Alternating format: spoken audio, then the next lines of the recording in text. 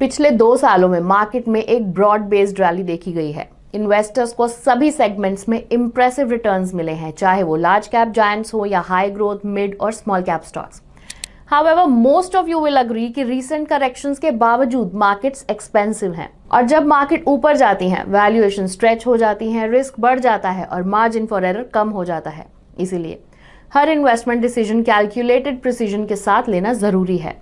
तो veteran mutual fund managers अपने portfolios में क्या चेंजेस कर रहे हैं? क्या वो डिफेंसिव स्टैंस ले रहे हैं और ज्यादा कैश होल्ड कर रहे हैं, या फिर वो हाई ग्रोथ सेक्टर्स और स्मॉल कैप स्टॉक्स में डबल डाउन कर रहे हैं? कौन सा मार्केट कैप सेगमेंट उन्हें अट्रैक्टिव लग रहा है और किस सेक्टर पर वो बेट कर रहे हैं? टू गेट द आंसर्स, हमने उन स्कीम्स को एनालाइज किया जो इंडिया के वेल नोन फंड मैनेजर्स चला रहे हैं। Hello and welcome to ET money Hindi. आज हम 5 वेल नोन फंड मैनेजर्स के पोर्टफोलियोज एग्जामिन करेंगे और देखेंगे उन्होंने अपने पोर्टफोलियोज में क्या चेंजेस किए हैं। हम एनालाइज करेंगे कि इन फंड मैनेजर्स ने कितना कैश होल्ड किया है। फिर हम देखेंगे कि आज के मार्केट में उन्हें कहाँ वैल्यू नजर आ रही है। क्या वो लार्ज कैप, मिड कैप या स्मॉल कैप स्टॉक्स में वैल्यू देख रहे हैं? फाइनली हम उन सेक्टर्स को देखेंगे जहां दे बिलीव उन्हें बेस्ट अपॉर्चुनिटीज मिल सकती हैं, चाहे आप एक म्यूचुअल फंड इन्वेस्टर हो या DIY स्टॉक इन्वेस्टर। इस एनालिसिस के फाइंडिंग्स आपको अपनी इन्वेस्टमेंट स्ट्रैटेजी इवैल्यूएट करने में मदद करेंगे। इसलिए वी स्ट्रांगली रेकमेंड कि आप ये वीडियो एंड तक जरूर देखें। तो आइए पहले उन 5 फंड मैनेजर्स के बारे में बात करें जिनके पोर्टफोलियो आज हम एनालाइज करने वाले हैं।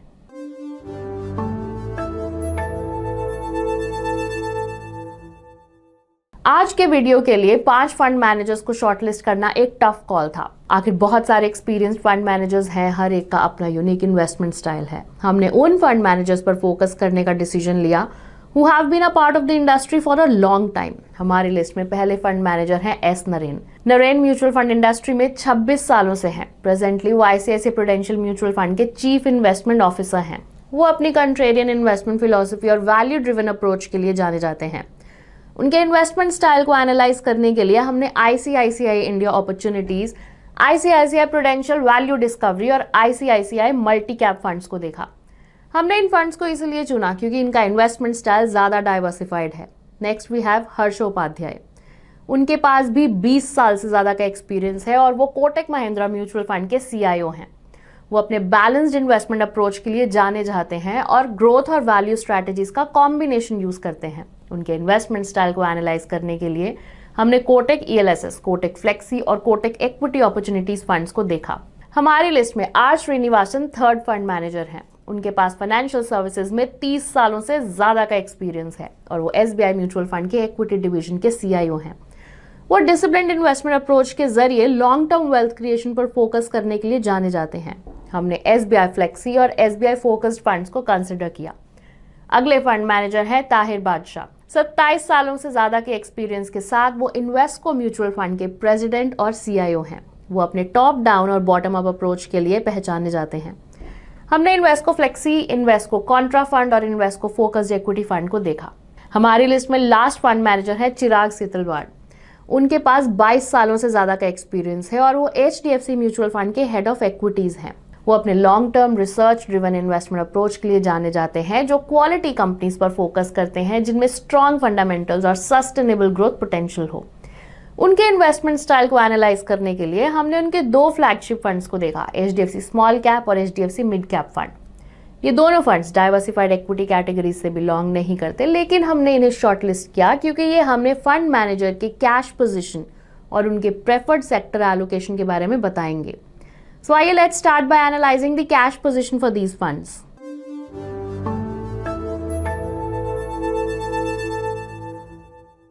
पिछले 2 सालों में मार्केट ने अच्छे रिटर्न्स जनरेट किए हैं, लेकिन कई स्टॉक्स के लिए करंट प्राइस उनके अर्निंग्स ग्रोथ को जस्टिफाई नहीं करता। फंड मैनेजर्स जो इनफ इन्वेस्टमेंट अपॉर्चुनिटीज नहीं देख पा रहे, उन्हें सही अपॉर्चुनिटीज ना मिलने तक कैश कंपोनेंट बढ़ा सकते हैं। इसलिए हमने इन 5 फंड मैनेजर्स के कैश पोजीशंस को एग्जामिन किया ताकि हम देख सके कि वो मार्केट वैल्यूएशंस पर कैसे रिएक्ट कर रहे हैं।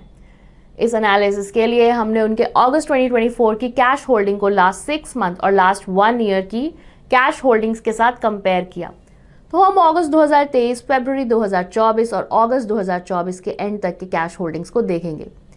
नरेन के लिए कैश होल्डिंग तीनों फंड्स में बढ़ गई हैं।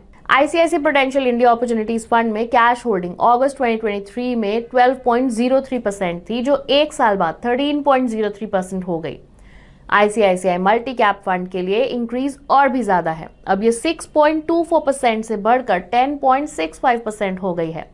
और वैल्यू डिस्कवरी फंड में कैश होल्डिंग भी डबल से ज्यादा हो गई है। नेक्स्ट हमने हर्ष उपाध्याय के मैनेज्ड फंड्स को देखा। अनलाइक नरेन, हमने उनके कैश होल्डिंग्स में कोई मेजर चेंजेस नहीं देखे। इनफैक्ट 2 फंड्स में कैश होल्डिंग्स कम हो गई हैं। इससे एक चीज क्लियर है, एक्सेप्ट नरेन बाकी के 4 फंड मैनेजर्स मार्केट में इन्वेस्टेड रहना चाहते हैं regardless of valuations. Cash calls are tough to make.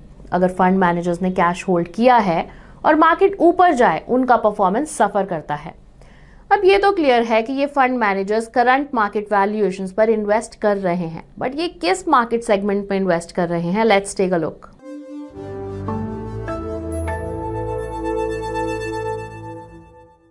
To see कि ये फंड मैनेजर्स कौन से सेगमेंट यानी लार्ज कैप, मिड कैप या स्मॉल कैप में इन्वेस्ट कर रहे हैं, हमने इन फंड्स के अगस्त 2024 के मार्केट कैप एलोकेशन को देखा।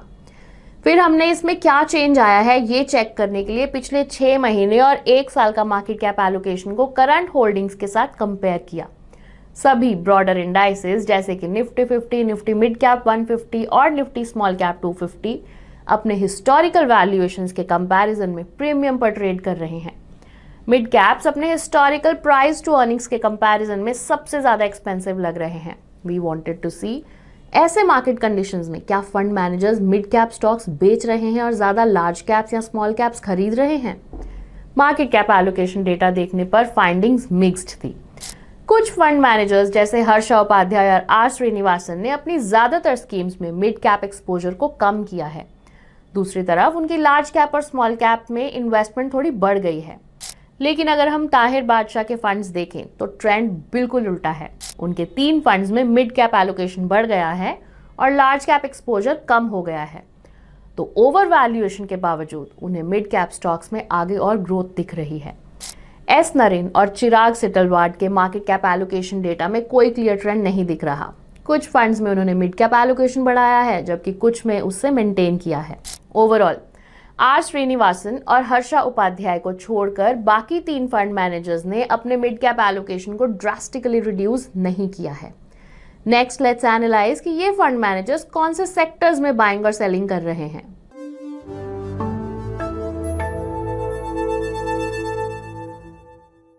हम देखना चाहते थे कि ये 5 फंड मैनेजर्स कौन से सेक्टर्स पर बुलिश हैं और कहां उन्होंने अपना एक्सपोजर कम किया है। इसके लिए हमने उन सेक्टर्स को देखा जहां उन्होंने पिछले 6 महीने और 1 साल में एलोकेशन चेंज किया है।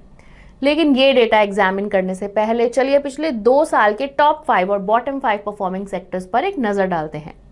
ये डेटा हमें एनालाइज करने में मदद करेगा कि fund managers top performing sectors में डबल डाउन कर रहे हैं या अंडर परफॉर्मिंग सेक्टर्स में एसेट्स रोटेट कर रहे हैं।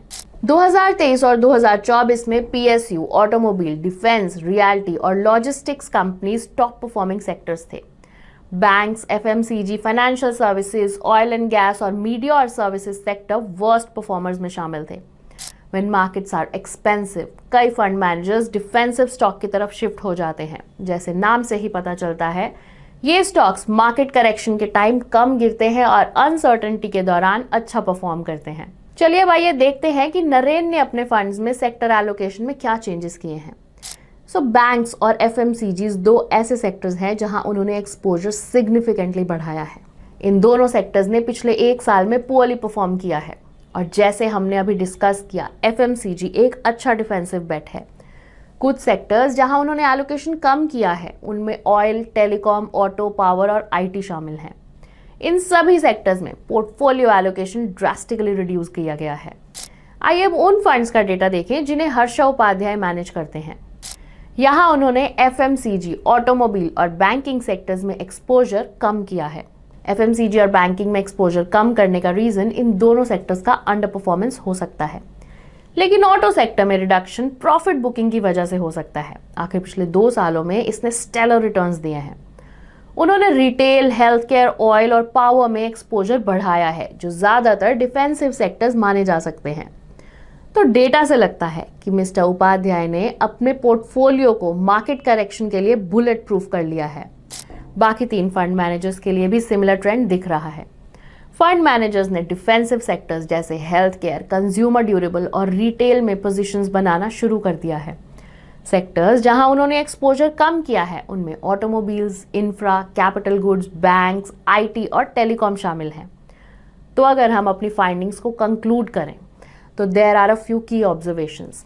फर्स्ट, नरेन को छोड़कर बाकी 4 फंड मैनेजर्स ने अपने कैश होल्डिंग को सिग्निफिकेंटली इंक्रीज नहीं किया है। दूसरा, आर श्रीनिवासन और हर्षा उपाध्याय ने अपने फंड से मिड कैप एलोकेशन को कम किया है और लार्ज और स्मॉल कैप स्टॉक्स में एलोकेशन बढ़ाया है। बाकी 3 फंड मैनेजर्स ने अपने मिड कैप एलोकेशन को सिग्निफिकेंटली रिड्यूस नहीं किया है। आखिर में अगर हम सेक्टर एलोकेशन चेंजेस देखें तो कुछ एक्सेप्शंस को छोड़कर सभी 5 फंड मैनेजर्स में एक ट्रेंड दिख रहा है।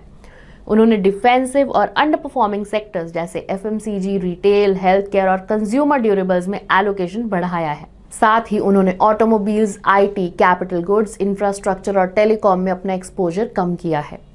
आप इन फंड मैनेजर्स के चेंजेस को नोट कर सकते हैं और अपनी पर्सनल इन्वेस्टमेंट स्ट्रैटेजी में यूज कर सकते हैं। इसके साथ ही हम इस वीडियो के एंड पर आ गए हैं। मुझे उम्मीद है कि आपको ये वीडियो इंसाइटफुल लगा होगा। अगर ऐसा है तो लाइक बटन जरूर दबाएं और कमेंट सेक्शन में हमें बताएं कि आप कौन से सेक्टर्स पर बेट कर रहे हैं और क्या आप फंड मैनेजर्स की स्ट्रैटेजी से अग्री करते हैं। And I'll see you soon with another insightful video. Mutual fund investments are subject to market risks. Read all scheme-related documents carefully.